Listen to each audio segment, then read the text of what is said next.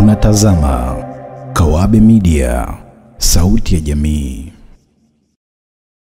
Watu wanne wameuawa katika jiji la Douala, Cameroon, kufuatia mapambano kati ya waandamanaji na upinzani wa polisi, saa chache kabla ya matokeo ya uchaguzi wa urais kutangazwa rasmi. Taarifa za mashuhuda wa vyombo vya habari vya kimataifa zinaeleza vurugu hizo zilitokea jana Jumapili, Oktoba 26, 2025, baada ya mamia ya wafuasi wa mgombea wa upinzani Issa Chiroma kuandamana kupinga kile walichodai kuwa ni wizi wa kura uliofanywa na serikali ya Rais Paul Biya. Waandamanaji waliripotiwa kufunga barabara, kuchoma matairi na kurusha mawe kwa askari, hali iliyowalazimu polisi kutumia mabomu ya machozi na maji ya kuwasha kuwatawanya.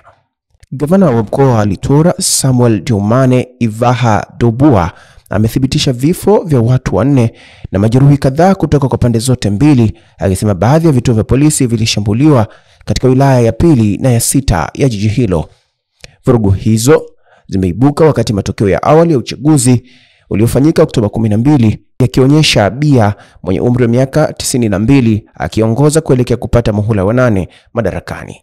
Hata hivyo, Chiroma amedai kwamba kupata asilimia 54.8 ya kura dhidi ya asilimia 31.3 za Biya, na kuwataka wananchi kupinga matokeo yoyote yaliyopikwa.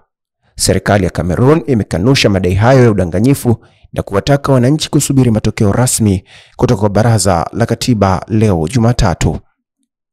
Assalamu amani, Kawabe News.